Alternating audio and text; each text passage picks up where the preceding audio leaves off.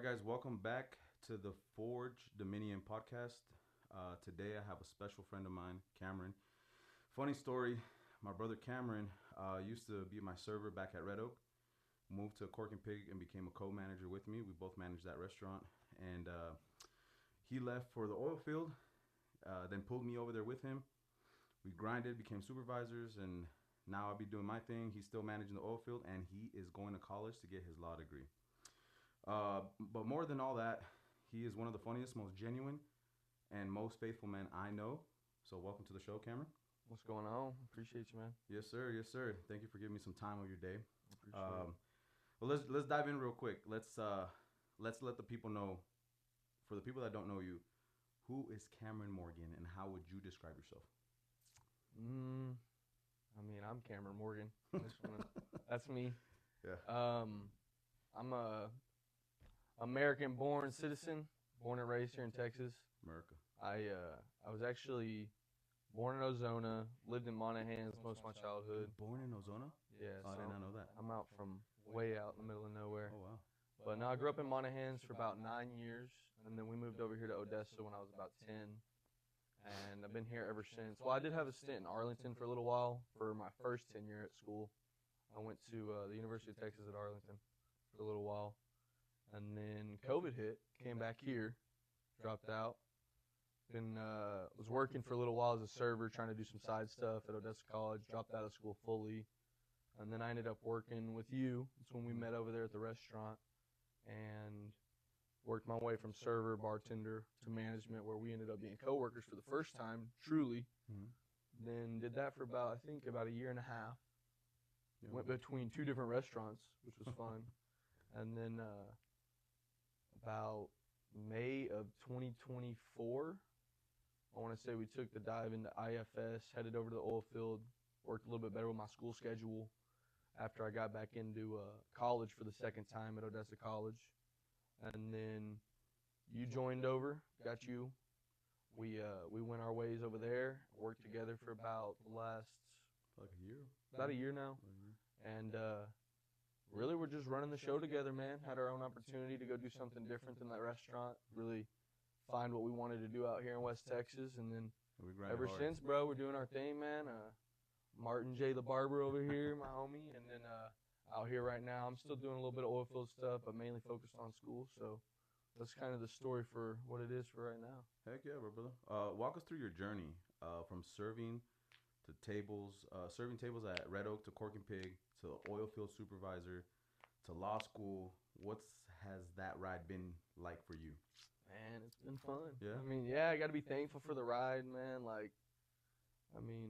I'm very grateful for my past. Every experience has been something to learn from. I really appreciate opportunities to experience new things. And, I think my initial stint in school was one of those opportunities for me where I didn't take full advantage of it. I was young. I didn't really see it for what it was. And I was more focused on the freedom, kind of being released from the system. Been in school for 18 years, just tired of being in it. And then finally getting to a job after doing things in high school, like cutting lawns, doing landscaping stuff. Worked at, what was that restaurant that you worked at for your my first restaurant job was Big Daddy. Shout out Big Daddy. Shout out Charlena.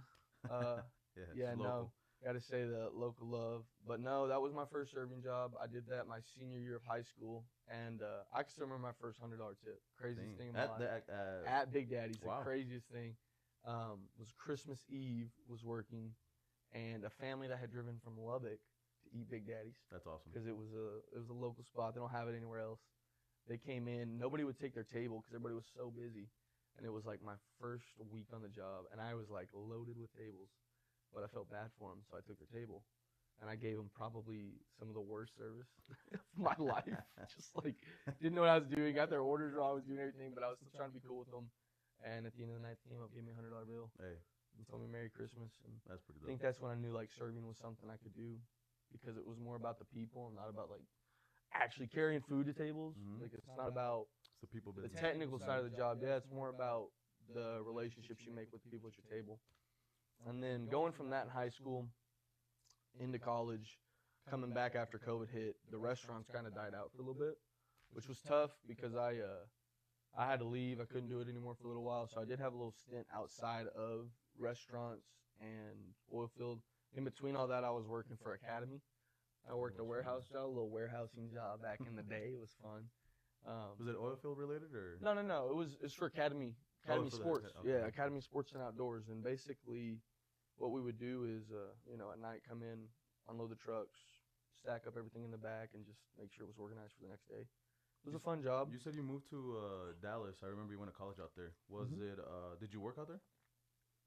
When I was in Arlington, I did work study for the university. So basically, just sitting in an office all day helping students do stuff. So if they Did you got paid for it? Paid in the sense of school. Oh, okay. Like it was like a scholarship program almost. Oh, that's so. Cool. Yeah.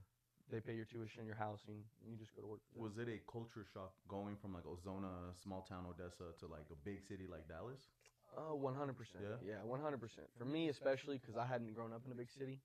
And if you don't know Arlington, Arlington's probably like one of the most diverse places in Texas. I mean, I will say this: University of Texas Arlington, former alum dropout, is the most diverse university in the state of Texas. Okay. They have more students from other countries around the world than any other university. That is a fact, though? Yes. Okay. As far as I know, when I was a student, 2019, 2020, yes, that was a fact. Well, that's and cool. so that's kind of a cool thing. I got to go down there and really get to experience like more than what we know, because West Texas, you're limited to, the money grabbers out here. I mean, it's nothing wrong with the hustle, but it's really just that mentality out here. It's not so much like embracing your own culture. It's embracing West Texas. Yeah. And so going to Arlington, it was more like people that were rooted in their ways. So I kind of got to see a new side of life for a little bit, which was really cool. And I was really, like I said, I was appreciative of every opportunity. It didn't go the way I wanted it to when I was at school there. When, like I said, COVID hit, our classes got canceled. We went straight to online. And at the time, that was just not for me. I couldn't really focus sitting at a computer all day. Didn't want to do that. So that kind of ended my tenure there on a bad note. But at the end of the day, like I said, getting to move there, meeting new people, seeing how other people live their life, getting to live in the city for a little bit was definitely an eye-opening experience, and has me still kind of wanting to live in a city one day. Big city. Where I can, the goal is for me to live around the Metroplex one day, which is cool. That Dallas-Fort Worth area, hopefully. That's a good area, though.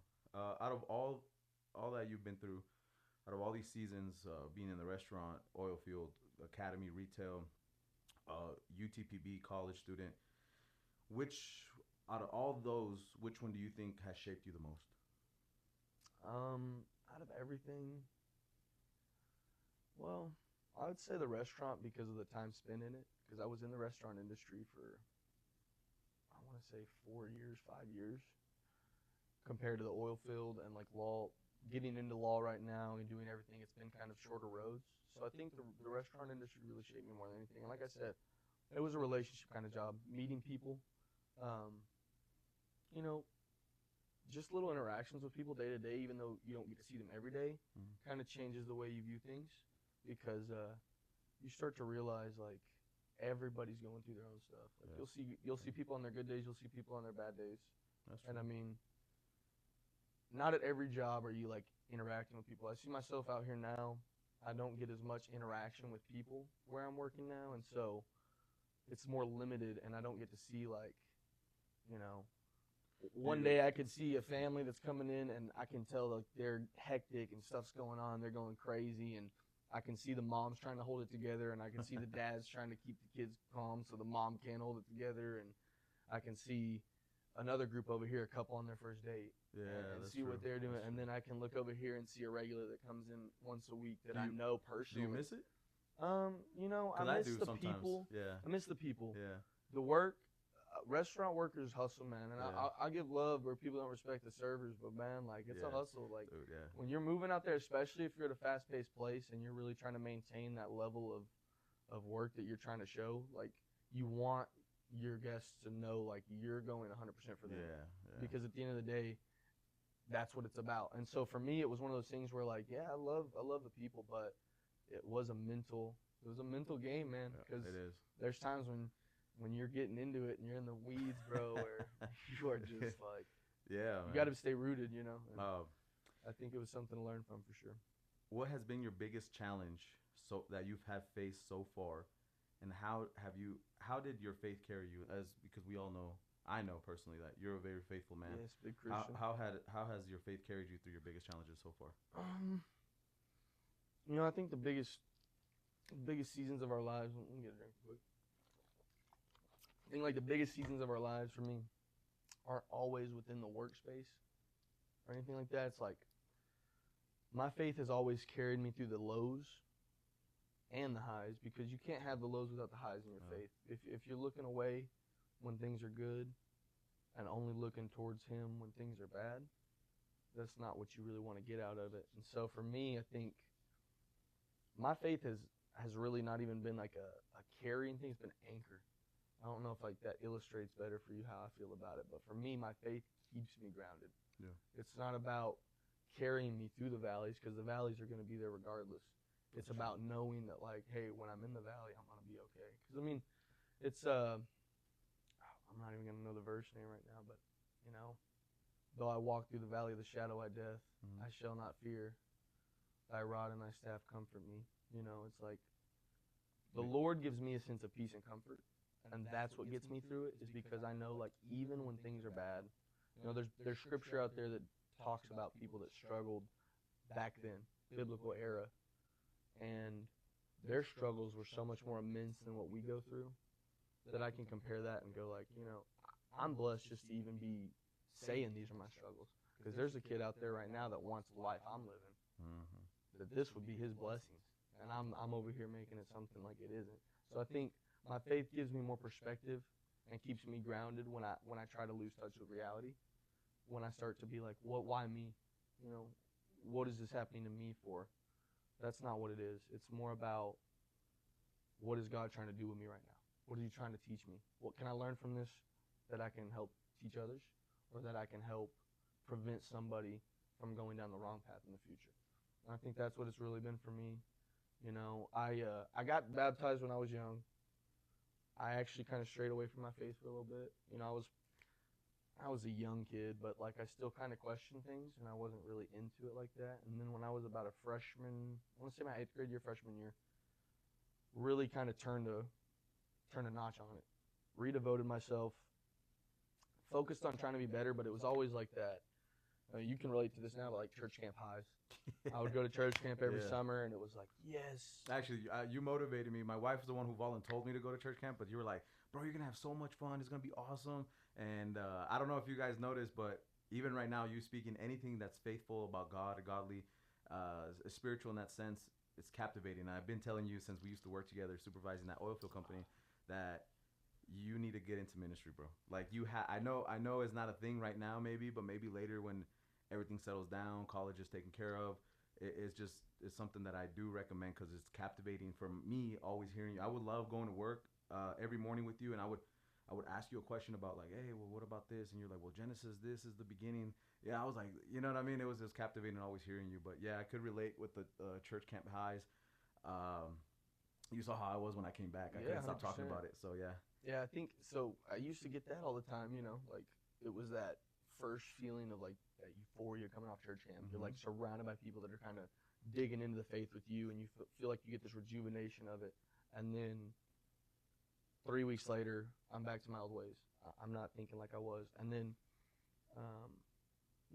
as life went on, I kind of went through some highs and lows. But like everybody, man, I had like seasonal depression from time to time, and like things would really bring me down. And the only thing that was consistent through all of it was my faith. The one thing that kept me pushing forward. And even when it was like at the darkest, I still made it out. And I can look back on those times and be like, you know what? If I did it then, I can do it again. And it wasn't ever me, it was Him. And that's the whole thing, is it's like going from I can do it to I can do it with Him.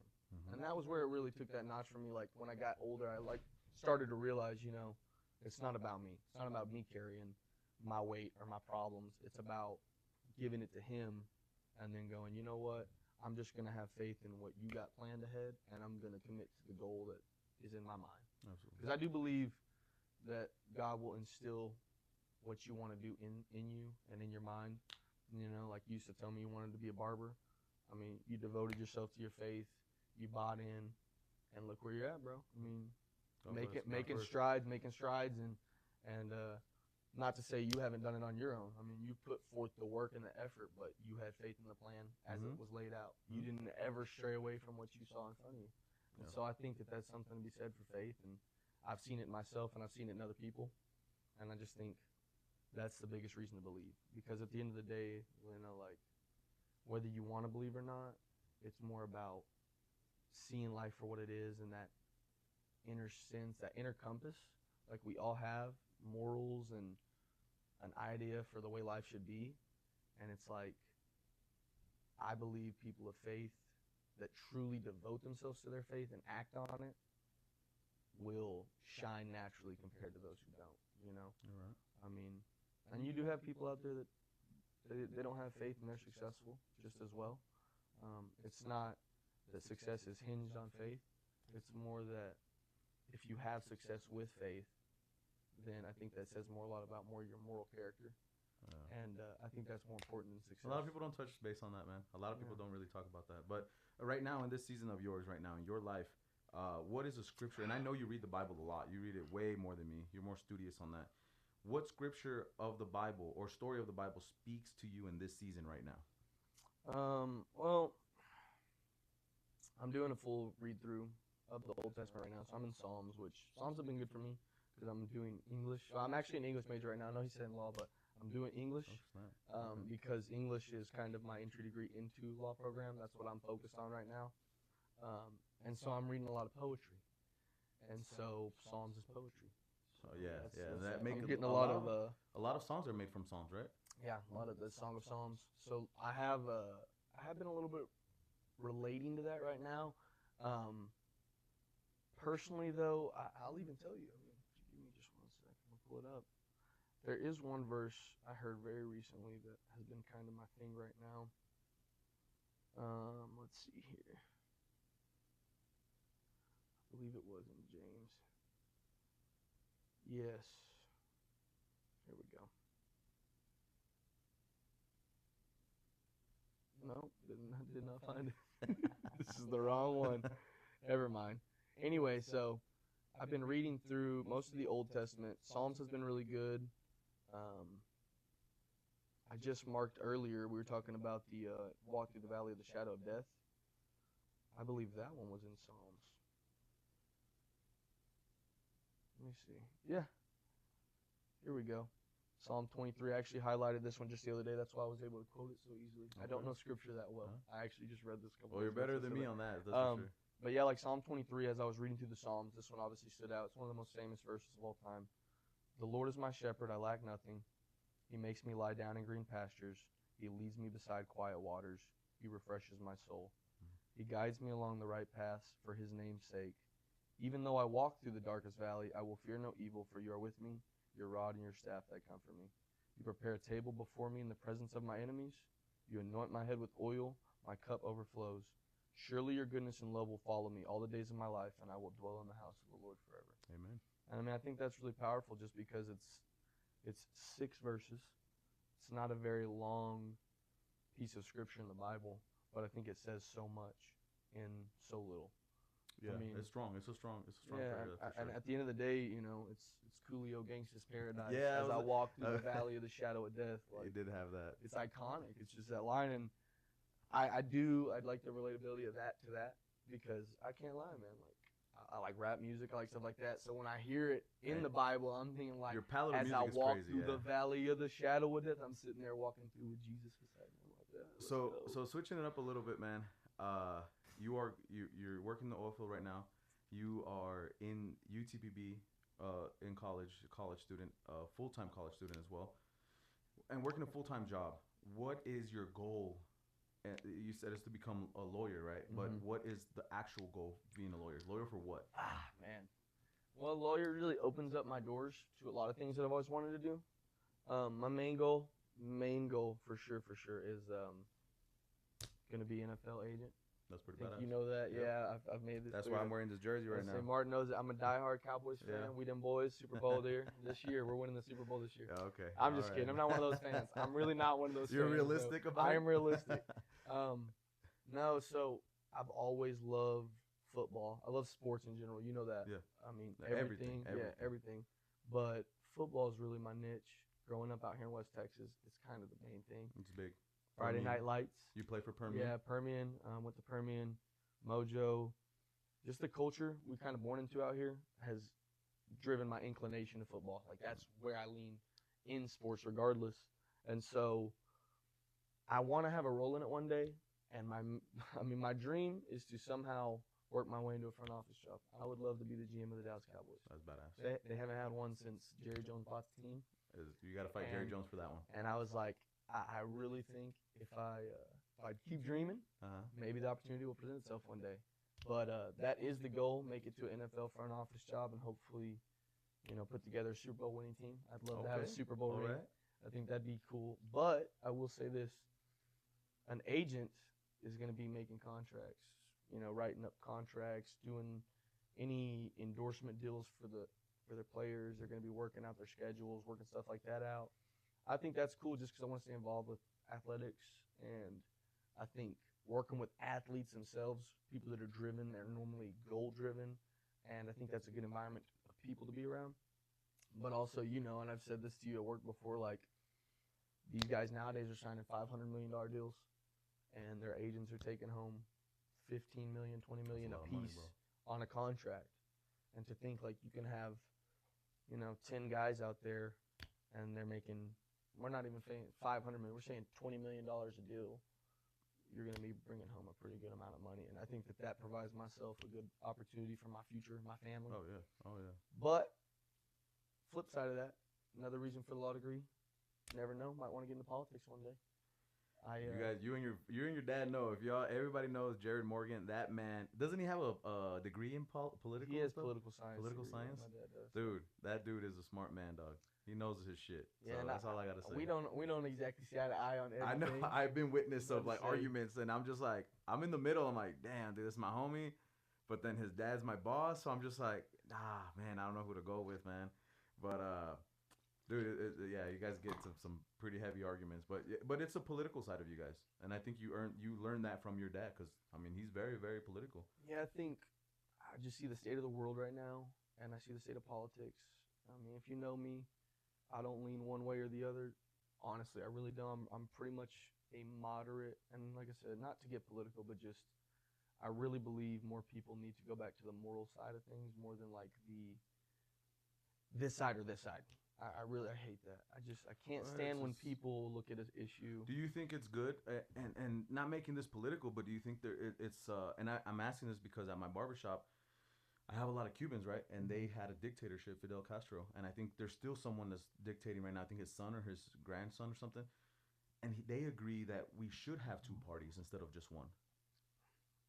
Two parties instead of just one? Yeah, like we have a Democrat, Republican, and over there it's a communist country, so we kind of just... Well, in terms of like government, you're talking that they have a communist... I don't know enough about Cuba to really speak on it. From what you're saying, that Cuba's communist and we have a democracy, or a representative democracy, if you would, whatever you want to call it. It is much better to have a true democracy if you can. Like I said, we're a representative democracy. Some people say republic, some people say democracy. Elected representatives make sense to me. Now, believing in a party, I don't believe there should be two parties. I believe there should be many parties. Republican and Democrat. That's it. Or just two main parties. That limits so much thought, because what if I don't agree with something they say and I don't agree with something they say? What am I supposed to do then? Am I just screwed? I can't pick this side or this side because I don't agree with both? I get left out. No. What if there was a party over here that thought that something they said was right and something they said was right, or both right? And then they took that. And then there's a group over here that might disagree with this and this, but there's more to choose from. There's more people out there advocating for different platforms, different things. Like, I don't believe, as I said earlier, I think it's back to morals at the end of the day. I think a lot of people get caught up in the debating side of it. Like, it's right or it's wrong. Like, yeah, a lot of things are wrong. A lot of things could be okay if they were done properly. But it becomes such a divisive issue that people don't come together as one to come up with a compromise. And I think that's a big issue. Is I think a lot of people see things as it's one party sees it as has to be this way. Yeah. For example, we'll just say, I'm trying to think of something off the top of my head that wouldn't be very controversial.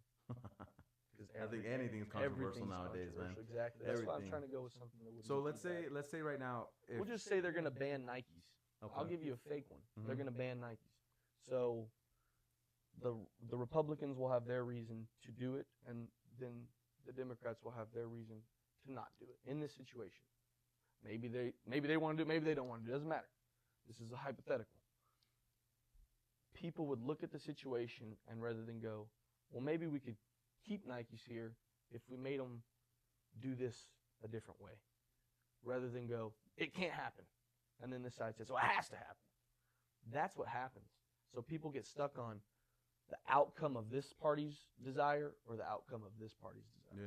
Yeah. And so it's like you can't have any real conversation on a topic because people don't want to have discussion anymore. It's only about I'm right or you're wrong. Facts. And that's the problem. And, you know, discussion, discourse, people having conversations about controversial things are necessary for the progression of society. I mean, whether you like it or not, if you don't want to talk about it, don't talk about it. But some people have to. Do you feel like and I'm in a different boat ever since the whole Charlie Kirk incident. Do you feel that there is still freedom of speech here in the U.S.? Charlie Kirk? Huh? Getting into Charlie Kirk? I'm not getting into much into. I'm not getting too much into R.I.P. Charlie Kirk. R.I.P. Anybody, even if you don't agree with him, I think It's a human, man. It's a human, It's sad regardless. when a human dies. So that made me realize there's not that much freedom in speech anymore here in the U.S. And and maybe you can correct me. Maybe there is. I'll say this right now. I'm not trying to get too political Mhm. because you know I'll get crazy. Oh on it. yeah, But he'll go wild. what's going on in Europe right now? What's going on in England right now? The government's fully censoring the citizens. They don't have access to social media like Wow, they used to. I didn't know that. They have. I think they've made over.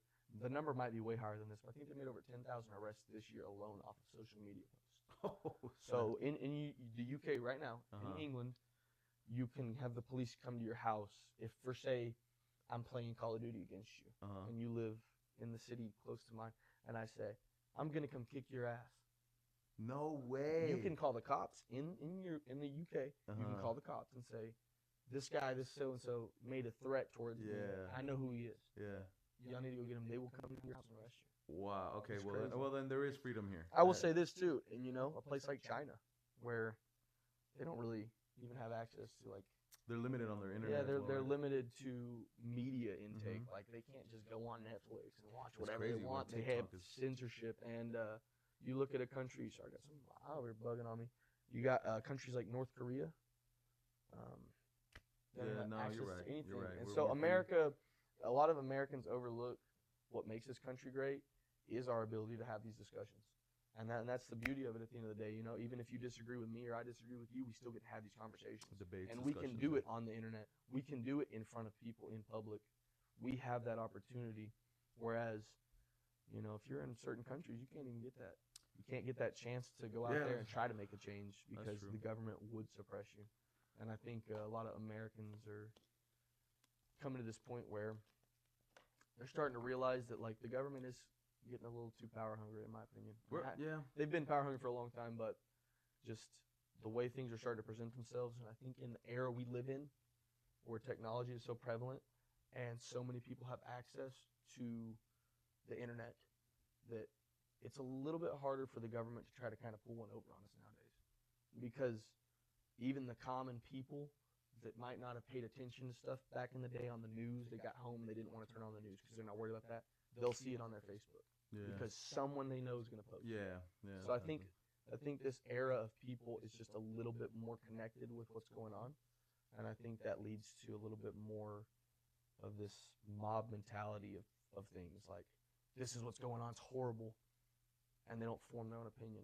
They don't step back for a second and go, or do their own research, man. yeah, they don't step back and go, man, I wonder what's going on with that. Yeah. Like, why did that happen? Right away they join. Yeah, Yeah, and you're right. I think that, you know, like you said, freedom of speech dying here in America. Nah, I think this is probably one of the strongest places in the world for freedom of speech. But we as Americans have to protect that. It is our duty. You got to realize what this whole thing started over back in the Revolutionary War when America went to war with with England when we were the colonies, before we were the United States of America. And think back to, no taxation without representation. They're forcing them to quarter troops and things like that, and that the colonials, the people that came from England to come here to America, had to stand up for themselves at a certain point. I'm not saying like America's going to stand up for itself, but I just think like if we ever get to that point where Europe is at, or if we get to a point where they're trying to really take us over, that I think that we're probably the number one country that would be able to protect freedom of speech and things like that. My brother, you I see crazy people out there, man, and I know that like I've told you this before too at work. I know that there's some people out there that got some bad judgment, and there's some people out there that got some shady morals. And it's one of those things where I go, look, man, like state of the world we're in right now, I wouldn't want to be nowhere else. Yeah. I'm happy to be in America, and no matter what, I know at the end of the day out here, especially in West Texas, I'm not too worried. I'm really not. If you're from out here, you know it. Yeah. But in reality, we got some real cowboys out here. Yeah, just being in Texas in general, I'm not too worried about anything crazy going on. I think Texas could be its own country. We'll just be our own thing. We're just gonna be like it's huge. It's huge. United Texas. The United of Texans. Yeah, the United States. Yeah, it's a little bit of everything, but definitely, Cameron, you put the I can in American. Switching it up a little bit, man. What is the funniest story you've had in the restaurant? Oh my gosh. In the restaurant, but we worked together at Red Oak, and we worked together at Cork and Pig, and I can name a few. Not naming the one that you got iced, not iced, but you got water all over you on your day, your last day there. You got drenched in water. The one that always comes out to my mind every single time I think of like something funny was when and I'll let you say the story because I was there, but I was in the office, and they came and told me that you got dissed by one of the customers, called you SpongeBob. Yeah. He used to wear these Harry Potter glasses. And he's a buff dude, man, and he goes in there. I'll let you tell the story, man. No, I mean, it was just one of my first, it was like probably my first few weeks managing. And I remember I was wearing like some brown khaki pants. And I didn't have on a red tie and a white shirt or anything, but I just had on like maybe a corny get up. Yeah. Back in the day when I was you were shopping at still Goodwill. wearing them Goodwill. It's not a good thing. It's not a good thing. It's not a bad thing. Hey, but thrifty. Yeah, Thrifty. yeah. I might have just smacked the camera. No, so anyway, I was walking through, and they had asked me to go check on a table. You used to have to do table touches, and you go through, you check on every table in the restaurant. But I had just gone through, was sitting up at the expo, which is where we kind of get the food ready to go to the table. And one of our servers came up and was like, hey, I have a table over here. They're asking for a manager. I was the only manager on the floor because I guess you're in the office, think the other manager was outside on the phone or something. So I went over there. Well, I was our youngest manager. I was compared to everyone else. I was probably 10 years, maybe, because I think you're the closest to me on that staff at the time. So it was probably like a 9 year gap. Mm-hmm. And I walked over to the table as requested. And as soon as I get there, I say, what's going on, guys? And the guy told me, hey, I asked for a manager. I didn't ask for SpongeBob SquarePants. And I didn't really know what to say. Unlike SpongeBob, I was not ready for the response. I didn't know what to say. So that was hilarious. I know you came back to me. I feel like, who the fuck is that guy? Yeah, dude, we were all cracking up. Dude, that really was had funny. no clue what to do. And at the end of the thing, he was like, "I'm messing with you." Yeah, man. he was a good sport. Truly took me by surprise. Never had been called SpongeBob. So. Or the time where what's that dude's name? The guy with the long hair. He was gonna fight one of the customers, remember? And you took over Expo, and I went back, and they were both knuckled up. Josh, man, shout out to Josh, man. Hey, he a real one, man. The customer was like, what was he fighting for? Hey, I'll tell you, that one was when Josh was fighting that. He was gonna fight the dude outside. Yeah, it was an old man. Yeah. Yeah, and he was talking loud. I opened the door, and they're both squared up like this, and I was like, bro, even the old man was squared up. Yeah. Yeah. Then he asked for an escort to the parking lot. Oh, that's right. He asked me, he's like, oh man, he's waiting for me outside. Can you walk me to my car? And I was like, yeah, I got you, bro. Unfortunately, I had to fire Josh, but Josh already called me. He knew. He was like, hey, man. And I said, look, bro, as a man, I respect you. So I respect Stand on business. Stand on business, bro. That's what it is. Yeah. Or I will say one real quick too on Cork and Pig was funny. One of our friends, my buddy Isaac Crosco. I love that. Shout out Isaac. We were working one night. My buddy Isaac, I've known Isaac since we were freshmen. That's right. Freshman year of high school, we met, played football together. So he was a server at the time. I was managing, and I had, like I said, known Isaac for a long time. He is Hispanic, but doesn't know Spanish. think Oh, you can that's right. verify That's this. right. That's Does right. not know Spanish. I remember that. So he came up to me at Expo one night, and he's kind of he had a little bit of anger in him, and he's not a very angry Dude, guy. he's funny when he gets mad. He's a very calm Love dude, you, Isaac. but he was kind of getting a little heated. He's like, "You got to go talk to this table outside right now, man. They're getting really mad." And I was like, "I'll go talk to him." So I walk outside. It's this big old white dude, and I know the type as soon as I see him. It's a West Texas tie-in. He said, "This kid keeps calling me boss. Do you know what that means in jail? He's calling me his bitch." And I was like, snap. "Oh, I don't. I'm sorry. I Yeah.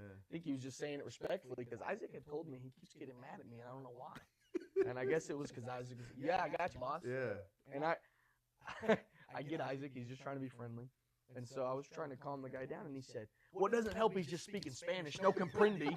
I can't speak like this." Oh, dude. And I was sitting there in my head going, Isaac doesn't speak Spanish. Yeah, no. Like, I you can't remember be that. talking about Isaac. And so I go back in and I double check with Isaac. I'm like, "You're their server. He's the one." And this dude was insistent that he had been speaking in Spanish to him all night. And so, long story short, this dude finally gets his whole bill together. And at this point, he's asking me to buy an entire key lime pie. Oh, that's right. To comp it, right? To comp a key lime Dude, pie. he's like, "I want a key lime pie for my troubles." And I didn't know what to do. So I called our kitchen manager. He told me I could sell him one. So I sold him the key lime pie. Made an extra $120 on the ticket. And then the dude tried to walk off in the parking lot without paying. Oh, that's right. I had to chase him outside with the key lime. So I was like, "Hey, boss, stop." Boss. He turned around like he was about to fight me or something, but he turned around and then gave us his wallet and paid out. But I it was think an I was off interesting that day, but I event. remember It was that. an interesting event for Isaac, knowing that he He didn't speak any Spanish. I was That's like, horrible, man. Horrible. And Isaac's such a sweetheart, bro. He's such a good golden heart kind of dude. Yeah, no Um, doubt. Needless to say, it was Yeah. pretty funny. Good old days. Yeah, right? good. That was back in the day. It was a few years back, right? Like 3 years Yeah, ago. I mean, that was 3, a 4 long years. time ago. 3, It 4 was a years long ago. time That was a very, very. But nonetheless, my brother Cameron, I appreciate you sharing some laughs, sharing some political views, sharing your journey, your college, studious time, your knowledge, and your faith overall. Because this is what this podcast is about. So I appreciate you coming by, my brother. Yes, You know, sir. Got nothing but Appreciate love the for you. opportunity, man. And there you have it, guys. Stay tuned. Keep following the Forged Dominion podcast. Stay forged in the Dominion. God bless. Yes, sir. God bless.